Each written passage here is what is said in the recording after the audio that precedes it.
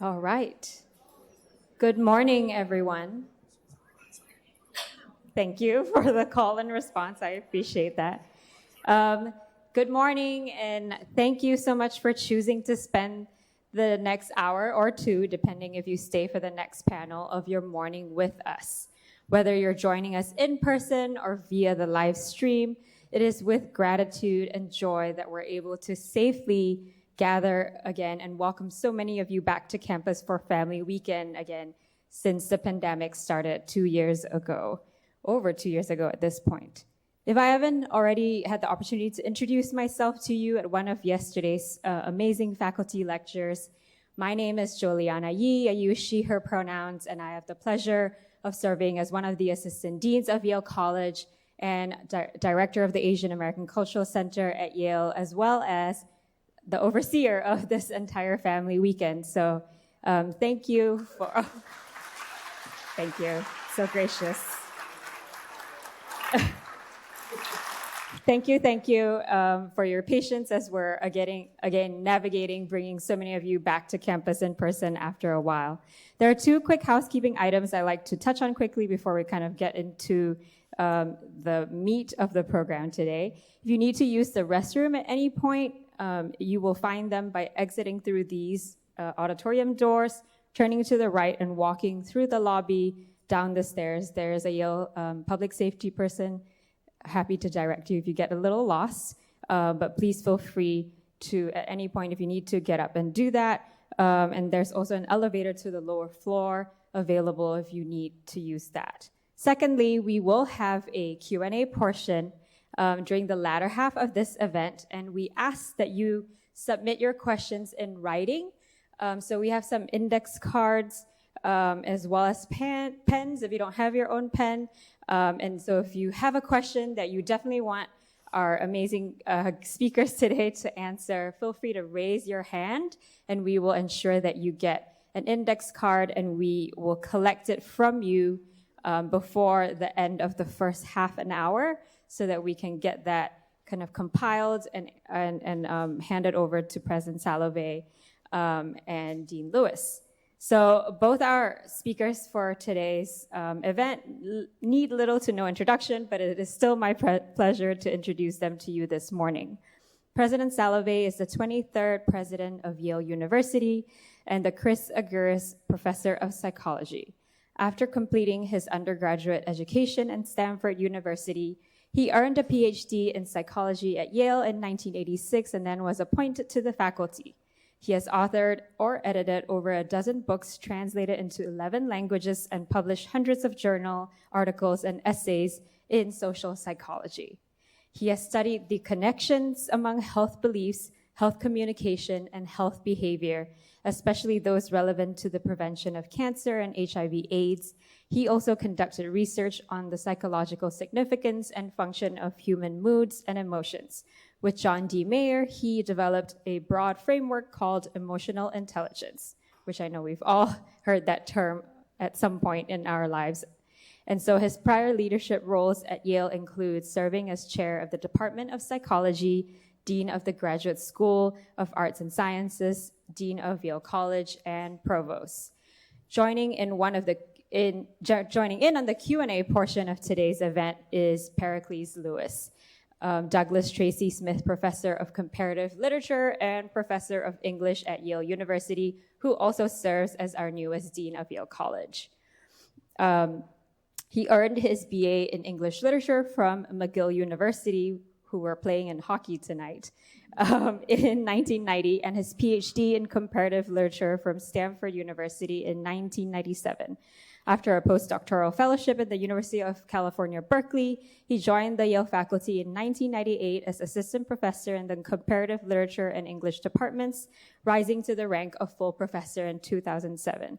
His prior leadership roles include serving as founding president of the Yale NUS College, a collaboration between Yale and the National University of Singapore, as Yale's vice president for global strategy, and as vice provost. So please put your hands together for President Salovey.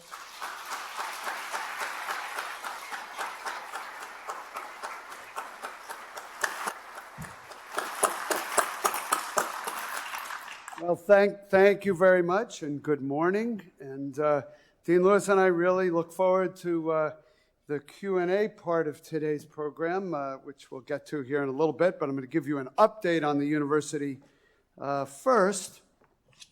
Sorry, let me just get organized. And thank you for that nice introduction and for overseeing family weekend, and particularly for ordering up the nice weather for us all. You know, it's actually funny. How many of you have sons or daughters who are writing for the Yale Daily News? Anybody? We got a few Yale. Okay. So I've noticed a pattern over the 41 years I've been on this campus that on family weekend, the Yale Daily News usually runs a front page story about something that students don't like about their university so that all their parents will see it and complain to the president about it when they get to a session with the president. So usually it's something, you know, about something that's too expensive, or some grading policy they don't like, or, you know, how come we haven't seen the president in our residential college in months, or, you know, something. And people would come up to me, parents would come up to me and say, you know, I have a question for you, and I know exactly where it came from. Right? It came from this Yale Daily News article. And I noticed that in yesterday's Yale Daily News, the front page complaining article was, Yale students tired of cold, rainy weather. And I really took that as an endorsement of what Dean Lewis and his team and my team are doing on campus these days, that was the big complaint. Okay, let me get started. I know after me there's a wonderful panel from our student life professionals, our team here, who can answer lots of questions you have about the ins and outs of living on campus and getting an education on campus. And then I hope some of you are going to join me at the Yale-Dartmouth football game, which is at noon, kickoff at noon. And so we have had, even in years where we've won the Ivy League title, we've had trouble with Dartmouth. So this is probably the best game of the season, and hopefully we will prevail. We will prevail. Okay. It is great seeing you here, and I'm so glad we're able to do Family Weekend Live. It makes a huge difference to have you on campus and to have you with us. It's one thing. We did a lot on Zoom. Our faculty, our students were incredibly flexible. Everybody did what they were supposed to do. They wore their masks. They got tested. We really never had a major outbreak here. We had little pockets, often precipitated when people didn't follow the rules. But we had great experts in public health guiding us, and we listened to what they had to say. And their models of when we would see peaks and troughs were very accurate. And by following their models, I think we minimize the impact, the harmful impact of the pandemic. Well, although the pandemic required a lot of our focus over the last 2.5 years, it really hasn't slowed us in pursuing Yale's mission. And if you ever look at our mission statement, and my guess is you've looked at it about as often as our faculty and students have, which means nobody even knows we have one, but we do. And the first sentence of that mission statement is something like, Yale's mission is to improve the world today and for future generations. And then it says we do that through education and research, and it talks a little bit about the community. It's 3-4 sentences. I don't think there is another, I know there is not another Ivy Plus university out there who says its mission is to improve the world. But we take that quite seriously. And there's two major ways we do that. There's actually many ways we do that, but the two major ways that you come in contact with are the research and scholarship of our faculty and the way in which we're educating students to become leaders throughout the world, in any sector of the world. And so everything that you hear me talk about today that's new or being built should feel like it's in the service of that mission. The theme is impact. When we evaluate faculty for tenure, we ask what is the impact they are having on their fields? Are they changing their fields? And on the world. And let me start with just a few faculty shout-outs of 3 faculty members who are having that kind of impact on the world. On the left is Dr. Masala Nunes-Smith. She's the Associate Dean at our medical school for health equity research. She's also a professor of internal medicine.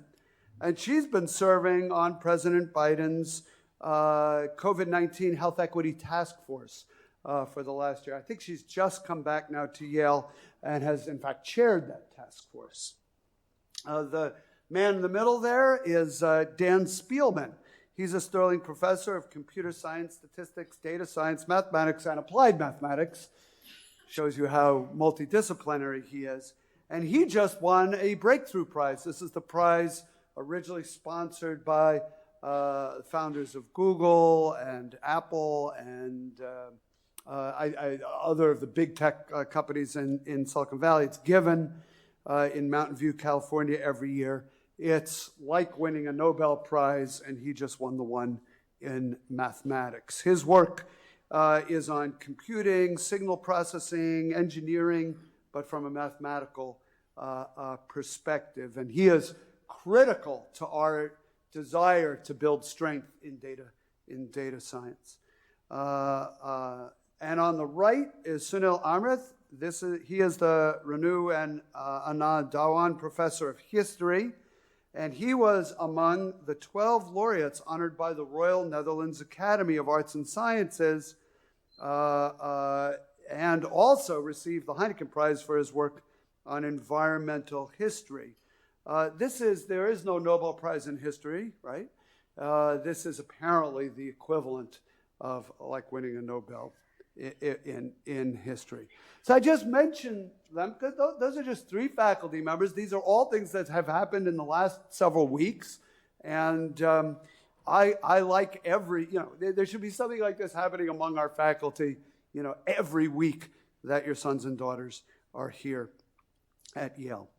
All right, let me turn to our priority areas and what we're trying to build. I'm going to focus primarily on academics here. Each of these priority areas has a kind of slogan that goes with it, but the overall theme, again, impact, making a difference, improving the world. And in each of these priority areas, we have support that we are funneling toward faculty, toward students, and toward the staff who support them.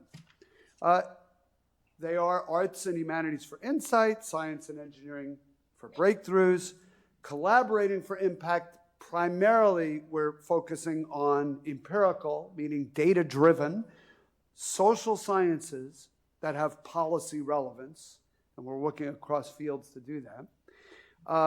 And leaders for a better world, those are your sons and daughters, and we want them to graduate Yale and whatever it is they do next, be leaders in those fields. I'm going to just say a word about each of these, a little bit more to some than the others.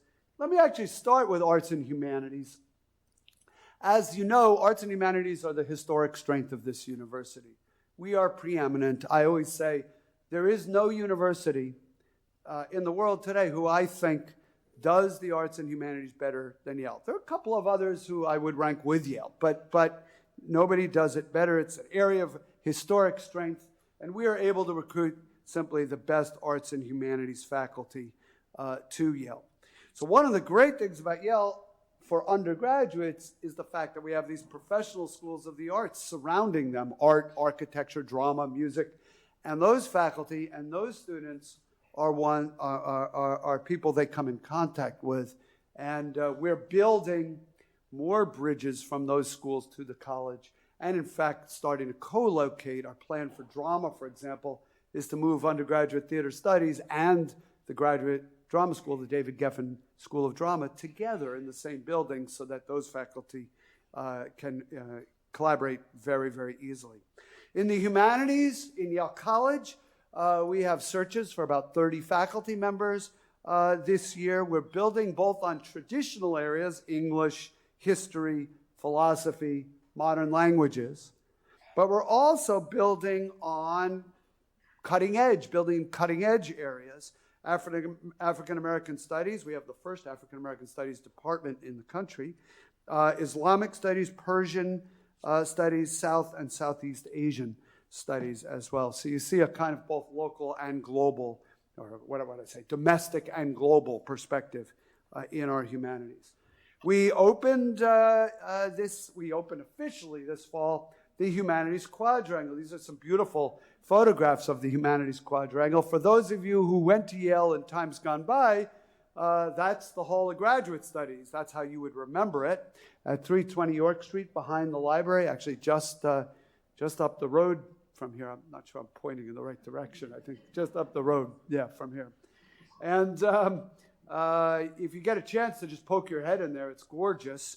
But what's really the idea here? This is a restoration of a historic quadrangle.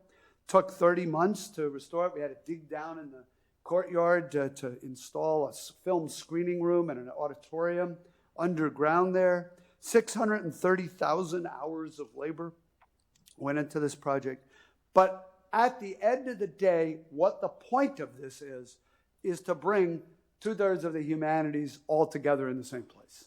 So you have your historians working next door to your literature professors, and they can influence each other's teaching, and they can influence each other's scholarship, and their graduate students are all over this quadrangle, and they can influence each other as well.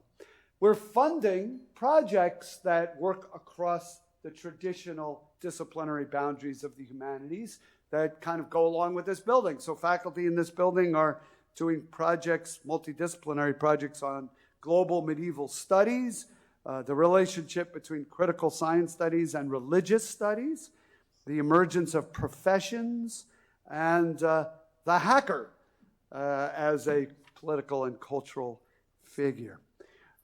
Yale will always be strong in the humanities. It's the core, whatever your sons and daughters are studying. And right now, we're about 1/3 majoring in the humanities, 1/3 in the social sciences, and 1/3 in the sciences and engineering. Never seen it quite that equally spread at Yale in all my time here. But everyone is taking courses, of course, in all of these areas by design. It's one of the great features of Yale, and I think your sons and daughters will appreciate the great teaching that goes on in the humanities here. In the sciences, we are picking areas in which the world is ready for discovery. In other words, these are hot areas. And Yale is well positioned to make those discoveries, primarily because we have some core strength in that area. And so we've picked 5 of these, and they are our highest science and engineering priorities. I already mentioned one of them, data science and computer science. Computer science department, we hired 17 more faculty in the last 2 years, and I think about 10 in the 3rd and 4th year before that. And we're continuing to grow, likewise in data science. Neuroscience, where we are building a center for neuroscience that brings together the neuroscientists who teach in the college with the neuroscientists who teach in the medical school, all in one place, including my department, the psychology department, and with a special focus, courtesy of a new institute called the Wu Tsai Institute, that focus on human cognition, perception, attention, memory, problem-solving, decision-making. Another area we're focusing on is inflammation. Turns out inflammation is the key to more diseases than we thought. COVID-19, certainly, but also cancer and multiple sclerosis and even depression. And we have a great immunology department, #1 immunology department in the country, and they're spearheading this effort with others. Planetary solutions is our 4th area of science that we are building. That's our phrase, planetary solutions, for any kind of work that will help us with the climate emergency in which we live. That's people who work on climate change directly, people who work on sucking carbon out of the atmosphere, people who work on policy, carbon taxes, that kind of thing. People who even work on history, environmental history, all working together to try to figure out ways that we can have an impact on climate. We recently opened a center for the study of carbon sequestration using natural processes. FedEx, who you don't think about them this way, but they're an aviation company, right? They're flying planes all over the place, so they're very concerned with the carbon footprint of the aviation industry. And so FedEx funded us to open this center, and they helped us broker further funding from Boeing and from Southwest Airlines, and we have invitations out for other airlines to join us. Finally, the fifth area of science in which we're investing is quantum science and engineering. Quantum is the future of high-speed computing, high-power computing, and based on quantum theory and physics. And we are building a building up on Science Hill and bringing together the physicists who do the theoretical work here, write the equations, the physicists who do the experiments, the applied physicists, the materials scientists who build the quantum chips, the engineers, all together. And we have as good a quantum focus and potential here as anyone. In fact, if you look at who works at IBM on quantum, who works at Intel on quantum, and even who works at Baidu on quantum, and what you'll find is they probably have a Yale degree or a Yale postdoc in their background because our guys have produced a lot of this field. Okay.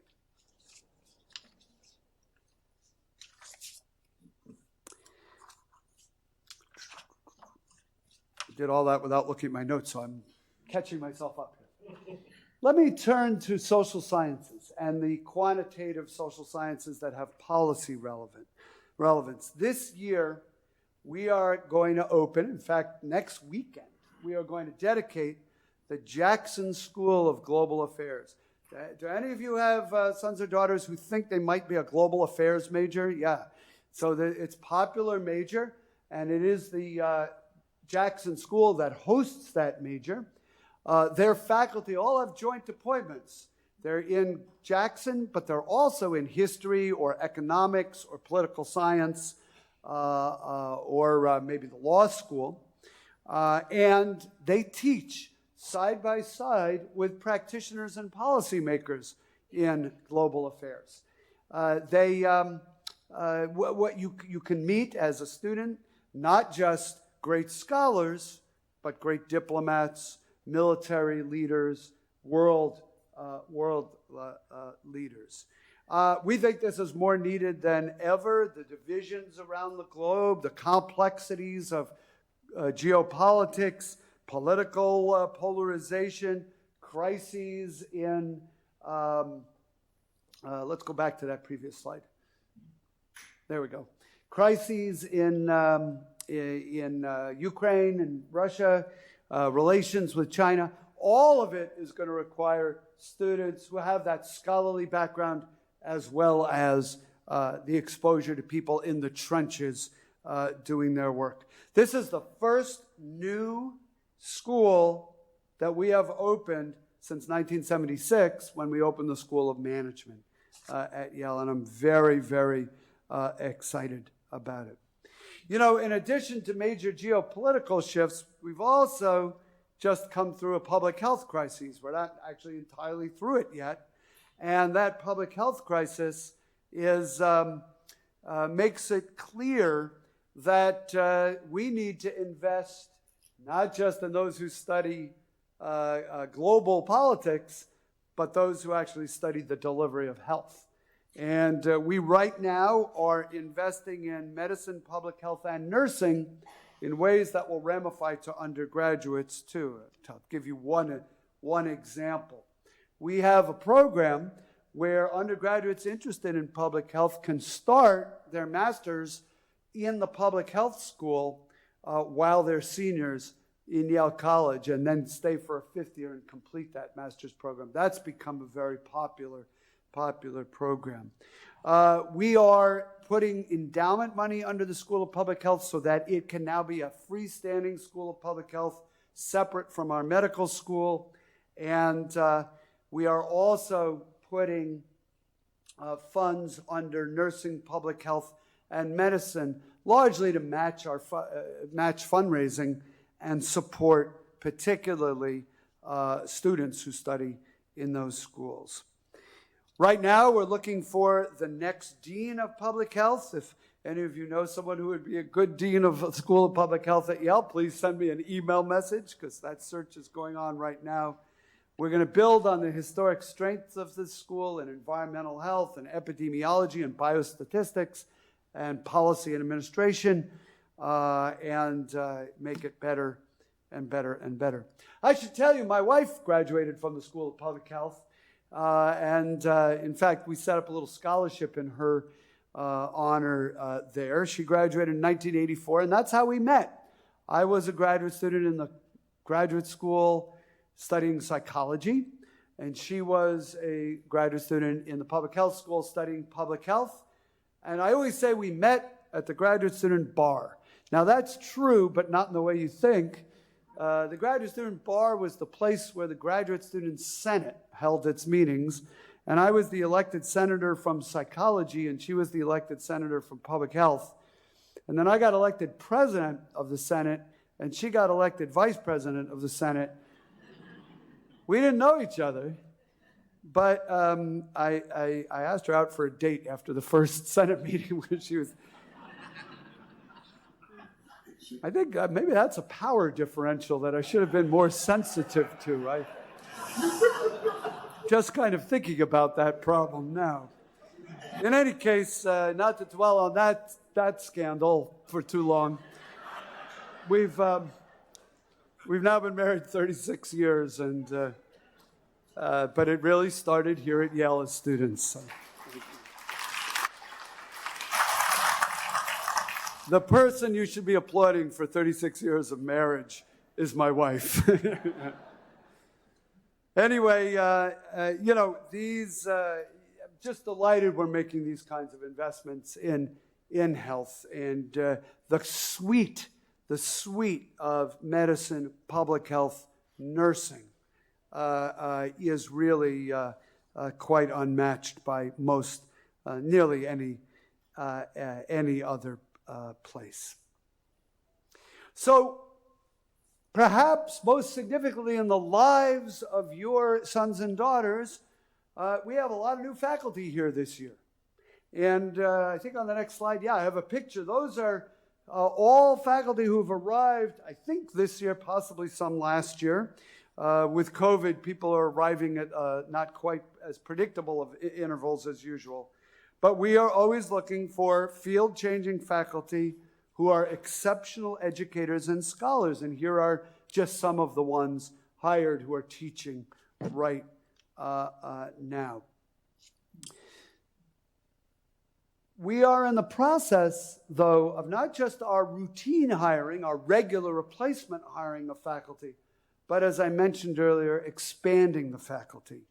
And in the combination of arts and sciences and engineering, I'll let you guess which is the shield for engineering and which one is the one for arts and sciences. But 45 positions, 45 new faculty members will join us across these two.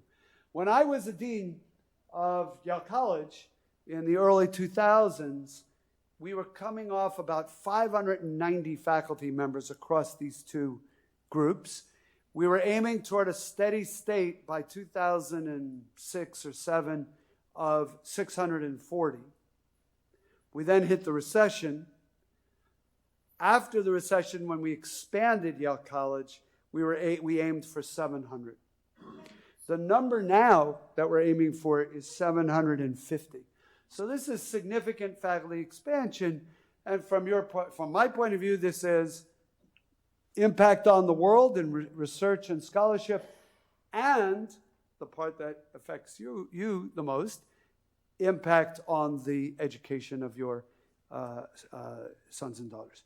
You know, what's interesting there is Yale has always been a place where we have emphasized that our faculty, no matter how famous, and no matter what they taught wherever they were before Yale, they're going to teach undergraduates when they get here, and they're going to teach a full load.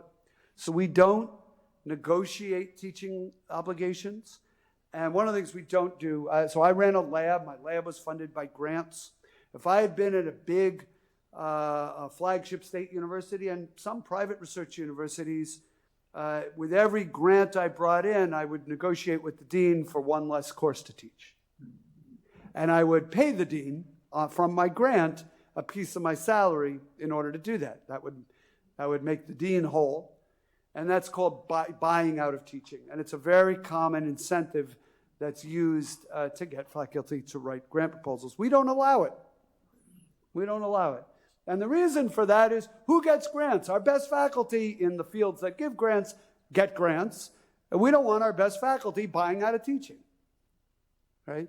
So we try to align the incentives in ways that keep our faculty very much in the classroom.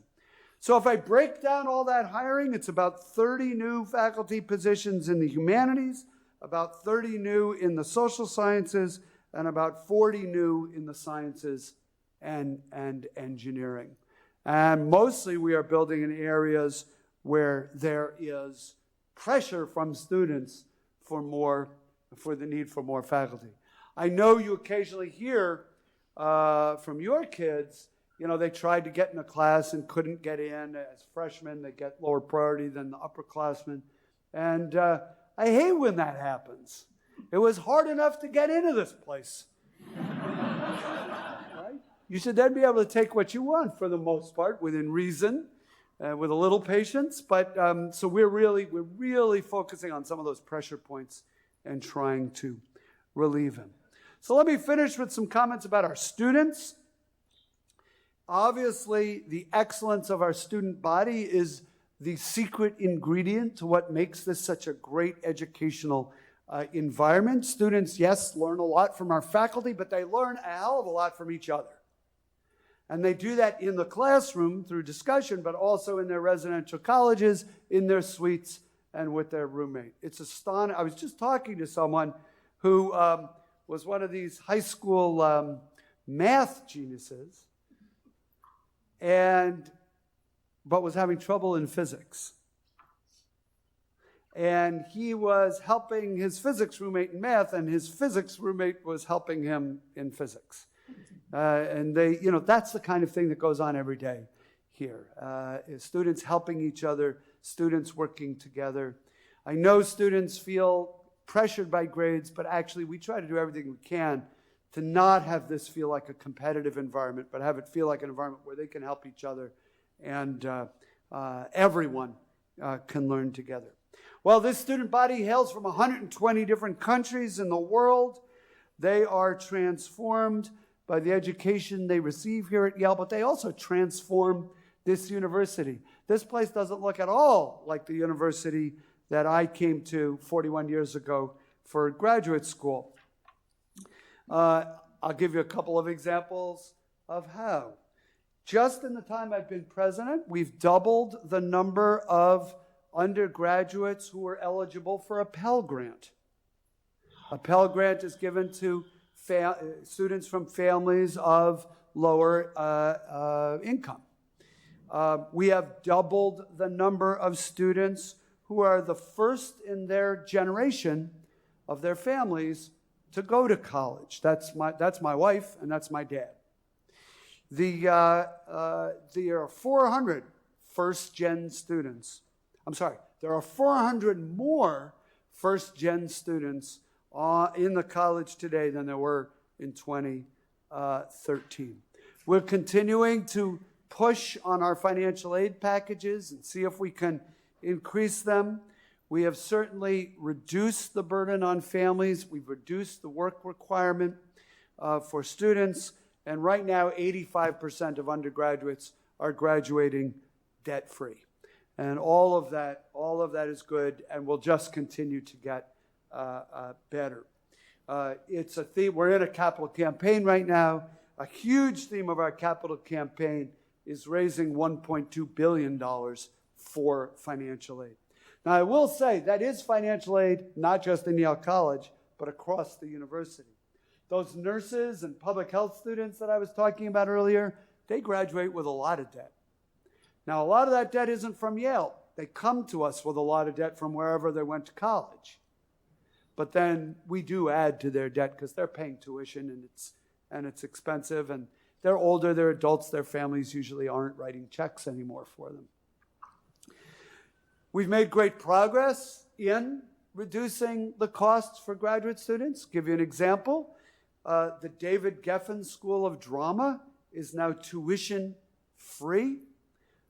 In perpetuity, you come here, you study drama in the #1 drama school in the country, and you pay your living expenses, but it doesn't cost you anything to go here. That's also true in the music school. And some of our other schools, the Divinity School, now for those with need, is they offset tuition with financial aid and are even giving small stipends. So we are working very, very hard on the finances of education. Nobody should ever say, I couldn't come to Yale because it was too expensive. No one should ever say that in college, and we want no one to have to say that in the graduate school or in the professional schools. Finally, with respect to students, we have an initiative we call Belonging. We want every person at Yale to feel like this is their place, that they can find themselves in Yale's history, that they can find themselves in Yale's traditions, and they can find themselves in Yale's iconography. And that was not the case when I first came, but we're working hard on it now. We're strengthening the community. One of the projects we're undertaking to strengthen the community is we have on our faculty in history David Blight, one of the great scholars of 19th century American history, particularly slavery and abolition. And we are doing a project that he is leading with a group that will result in a very readable book to be published next summer on Yale's historic entanglements with slavery and abolition. And we're essentially going to do some truth and reconciliation around that history. It's very interesting history. We know, for example, the names of the slaves who assisted in the building of Connecticut Hall, that building that Nathan Hale stands in front of on Old Campus.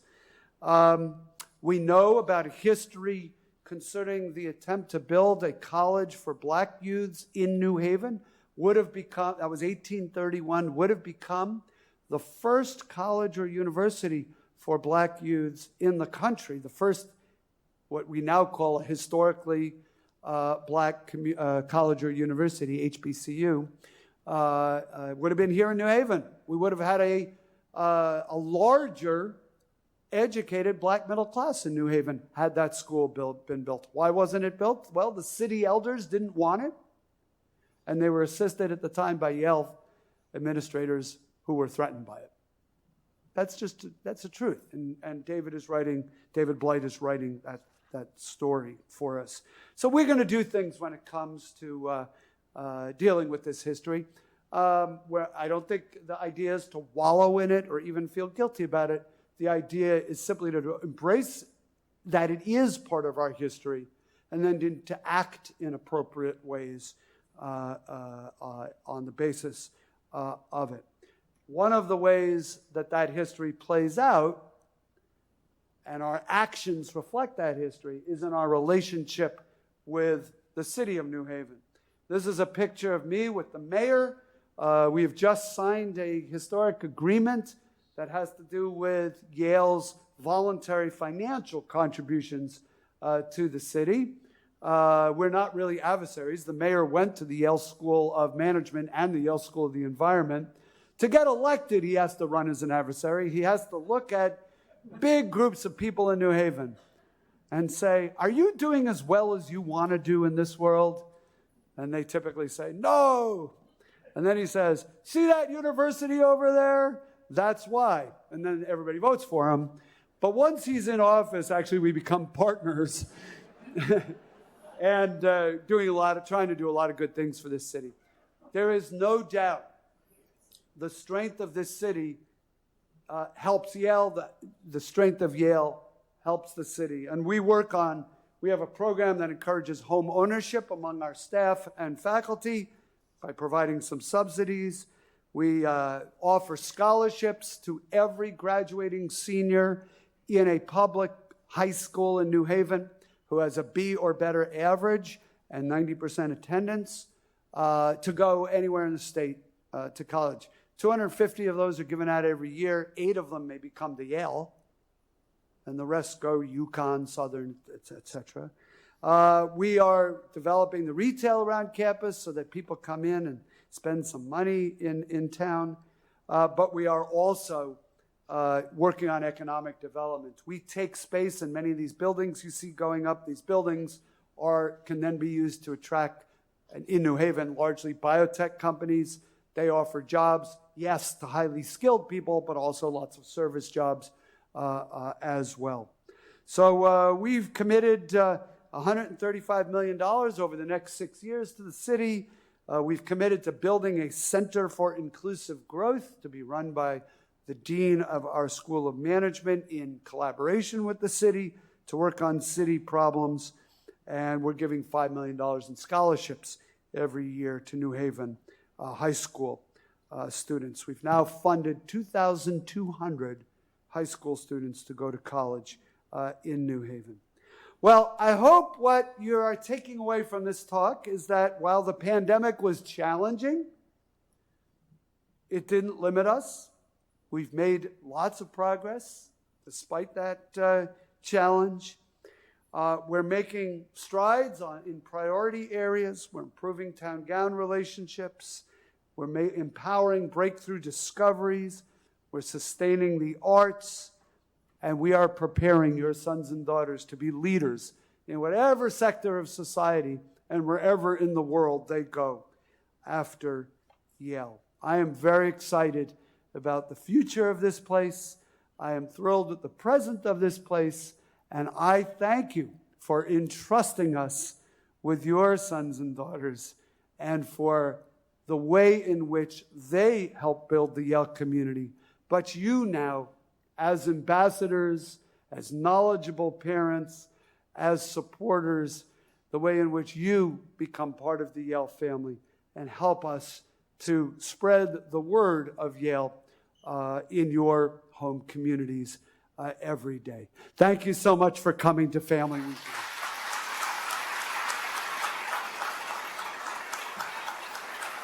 Thank you so much.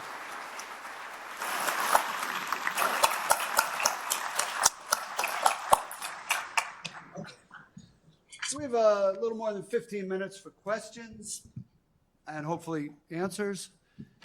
And why don't I read them and then we'll just throw them back. Thank you for submitting these. As you can see, we haven't seen them in advance, okay, we'll start with one that's on everyone's mind. I've been talking a lot about it this weekend. How is Yale helping students learn to resist the cancel culture and embrace open civic debate? Since I've been talking for about 40 minutes, I'm going to ask Dean to start, but I'll add a few comments to his. You know, I think this is a really key theme in our current time and part of responding to the situation with, is the mic working okay? Yeah. Part of there we go. So first of all, I got to say thank you, Peter, for having me. And for those of you who saw the panel yesterday, Woo Kyung-an, who's one of our psychology professors, mentioned that she went to Peter's course when she was learning how to be a teacher, and she took notes, and she said that Peter makes a joke every 6 minutes. And she asked him about this, and he said, I didn't even realize I was doing that. And I noted that I have to make at least 3 times as many jokes as I'm used to making in order to just keep up with Peter, but I think he's actually sped up since those days. So anyway, hard act to follow. But, the cancel culture is a real thing. It can be exaggerated in the, in the media and so on, and maybe calling it the cancel culture might not be that helpful, but it refers to a real problem, which is students having a hard time tolerating differences with each other. I think, truthfully, that and to some extent, not just students, but especially students, I think to some extent the COVID pandemic has made that worse because people have lost some of the social skills or the opportunity to develop the social skills that you normally would over the last few years. And so you do see a little bit more in the way of little conflicts among roommates that escalate more than we would have expected them to a few years ago.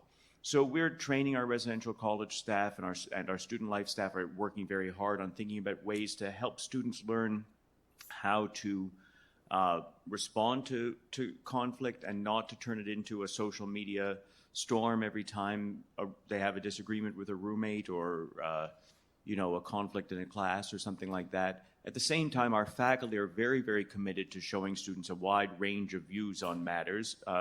We all know that faculty tend to be on the liberal end of the spectrum, and there are a variety of reasons for that.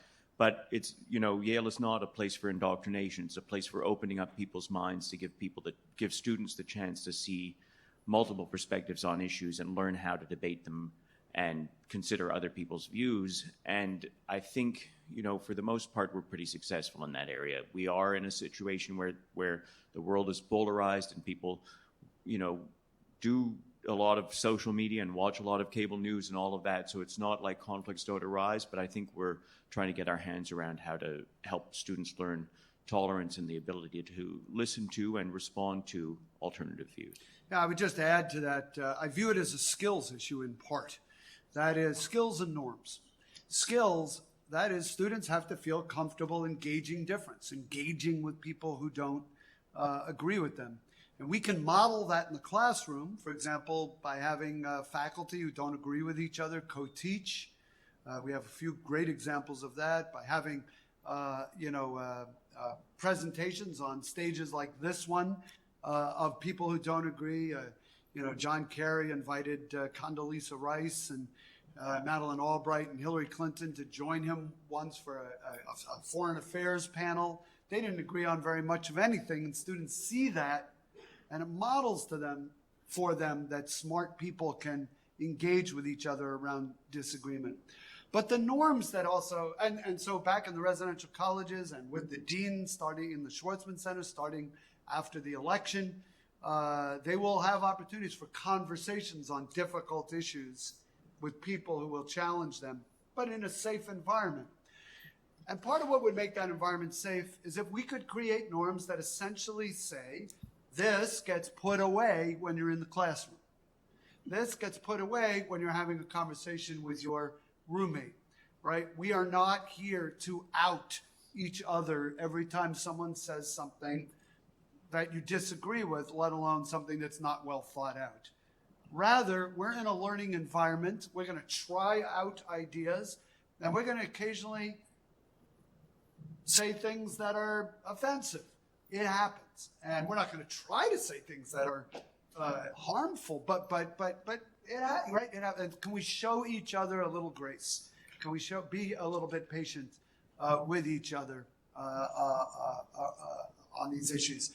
And we can do that, I think, by basically by creating new norms around, when the cell phone can come out and when it can't.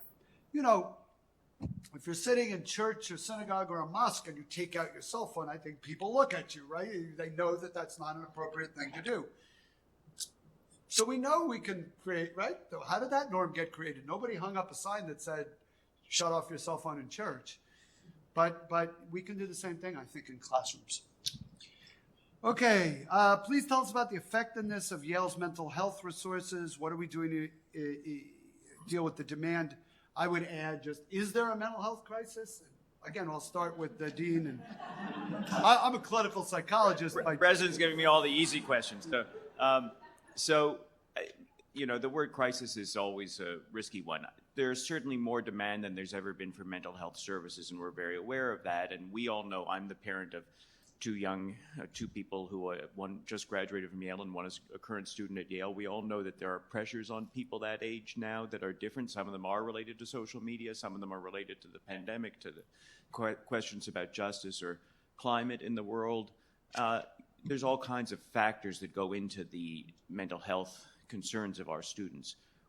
My predecessor, Marvin Chun, as Dean of Yale College, undertook a great initiative called Yale College Community Cares, or YC3. What we've been able to do is add 4 clinicians who are trained psychologists who will see students in a regular therapeutic sense, but put them on the central campus so there's a lower barrier to getting into them, and it addresses the waitlist issue, which we've been able to get the waitlist down to a very manageable level. And in addition, we have 4 more trained social workers, sort of folks who circulate among the residential colleges and have offices in the residential colleges who do, for example, group sessions or training students about how to manage their time and balance their lives and so on. And this gives the opportunity for a student who may not be in crisis but just needs a little support or wants to think about health issues to talk with those counselors. And furthermore, we hope that it will prevent crises going forward, because instead of waiting until something gets acute, we're able, through the residential college deans and other student life folks, to identify kids who may be in need of a little bit of help and give them this kind of informal help before it gets to the point of needing to see a psychiatrist or a psychologist. Right. And I would say one of the reasons why you see more demand is because the stigma around seeking help is largely gone. Students talk openly about their psychological challenges and their willingness to seek help for them. And that's a good thing. But I think being able to offer psychological help that isn't simply formal, longer-term psychotherapy in a clinic-like setting, but actually doing it in a more community setting, like the residential college, with the kinds of folks that Pericles has talked about, the college hiring, I think is a way of dealing with the wait list and backlog problem. This generation of students is more anxious, though, in particular, than previous generations. And I think some of that, and I'm not pointing any fingers here, but some of that is because their lives are more pre-planned for them than earlier generations. I see it in my own nieces and nephews. Their childhoods were largely scheduled. My childhood was my mom opened the door in the morning and sent us on our way, and see you for dinner. And you were in charge of yourself. I know, the day I turned 16, I went to the Department of Motor Vehicles and got a learner's permit, and within 3 months got a driver's license. Unleashed that danger on the world. And, my nieces and nephews, they're now in their late 20s. They still don't have driver's licenses. And to me, this is mind-boggling. And to them, they're liberated from their cars because it's not that same sense of individual freedom and decision-making and whatever. They just have a different relationship with the world. Okay, the rate of increase of tuition at Yale roughly doubles over inflation over the past decade. Is this going to go on forever? This person calculates 20 years, tuition will be $250,000 a year. So I'll take that one. Oh, thank you. Thank you. He sets the tuition. I don't. Yeah. Now that I'm well rested. So here, in all seriousness, this is an issue, and the cost of higher education is the number one complaint that U.S. citizens have about higher education. This is beyond Yale. And in fact, the real cost increases in higher education are at public universities. Public universities used to be the major vehicle for middle class to get, and working class to get educated. And states just aren't supporting their state universities, and they've had to pass those costs on to students. And it is now the case that if you're in the middle class and you live, let's say, Connecticut, you're in middle class, it's going to cost you less to go to Yale College than it is to go to the University of Connecticut. If you're a student, if you live in California, it's going to cost, and you're in that middle income, let alone working class, it's going to cost you less to go to Yale or to go to Stanford, for that matter, than it is to go to Berkeley. Right? Something is quite broken when that's the case. And we're seeing that through many of the states in this country. At Yale, what you're seeing is gross tuition, the top line, the sticker price, rising faster than the general inflation rate. But the net cost to families, in other words, what the average family pays at Yale, actually has dropped against corrected for inflation over the last 20 years. What does that mean?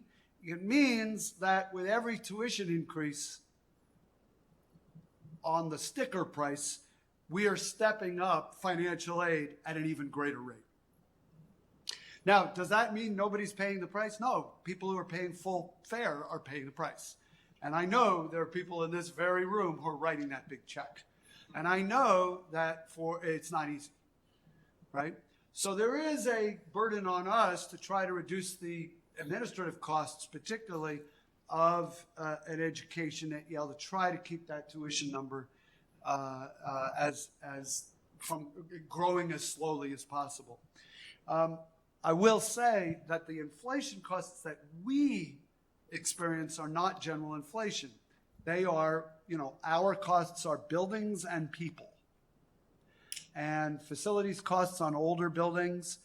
If any of you have done any home remodeling lately, you know that it's gotten very expensive to maintain buildings and build new buildings.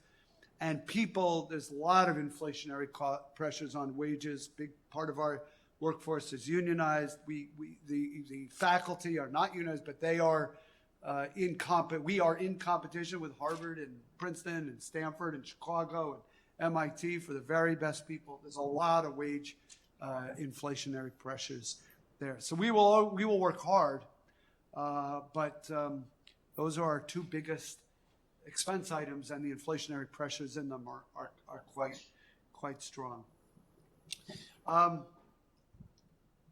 I will say, if you look at those numbers, the increases have been lower in recent years than they were in years gone by. We're going to try to keep it that way. You want to add anything to that? No. We got a couple more minutes. If a person is donating to education for the underprivileged, how would Yale justify why they should be chosen for this donation versus a smaller, lesser-known institution? Let me rephrase that question just a little bit. It's a great question. Everybody knows we have an endowment. That endowment is for about $41 billion. We spend 5.5% of that endowment every year, or 5.25%. We roll it into the operating budget. It's the single biggest contributor to our operating budget. It's about a third of our operating budget is spending from that endowment. Why wouldn't you just give to a smaller institution that doesn't have an endowment like that? I would not discourage anybody from giving to a smaller institution that doesn't have that endowment. I think we have to just remember what that endowment is. That endowment are gifts. Those are the gifts that people for 300 years have given to Yale. They've been invested, they grow, but they are largely restricted to the purposes for which that gift was given. And we have lots of things at Yale that are now have a lot of endowment support behind them, but many things at Yale that don't have endowment support behind them because that's not where the gifts were given. For financial aid, the last time I looked, about half of our financial aid budget is not endowed. So, giving to Yale, for example, for financial aid, an endowment level gift, a gift that will be invested in the endowment, is still supporting financial aid that otherwise we would just be giving off our operating budget. Allows the operating budget to be used for what we call